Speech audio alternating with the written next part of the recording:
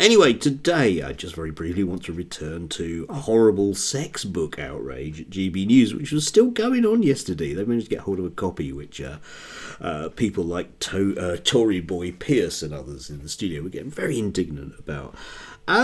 Sorry, my screen recording software isn't up to anything at the moment.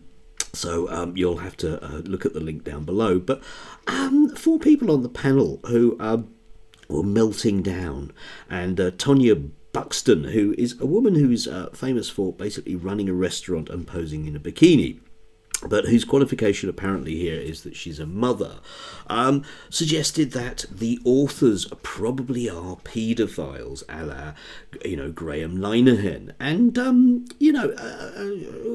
the authors are a respected and well-known, not respected necessarily, but well-known Australian feminist broadcaster who's the main writer, and a woman who's a professor of basically, sort of child medicine at Australian University, which is an intriguing take on whether or not people are paedophiles. Yes, they must have an agenda. Yes, they do. They want young people to be okay around their sexuality. And the panel twists itself around the whole notion of homosexuality, because the book mentions people that might be of the same gender, which they're very cross about, because we mustn't say that to young people, but they might come in contact with people who are the same sex in terms of having sex with them, and that's perfectly okay. We want to make that very clear, okay?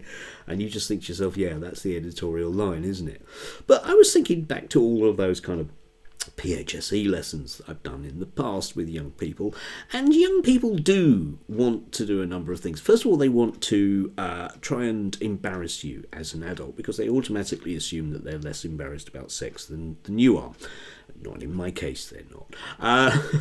And one of the ways that they can do that is by coming out with all these words that they've heard, and they have a vague idea what they know what they mean, but they're kind of hoping that you won't and that you'll squirm if you tell them. And of course, if you totally deadpan kids what 69 is, or whatever it might be, then they have nothing. But they do go away informed. That's the way it works.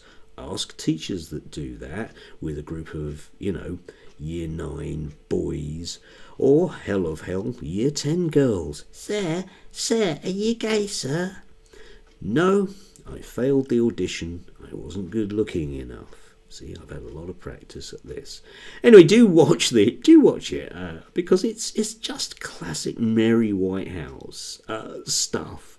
And of course, the real agenda here isn't about young people with sex.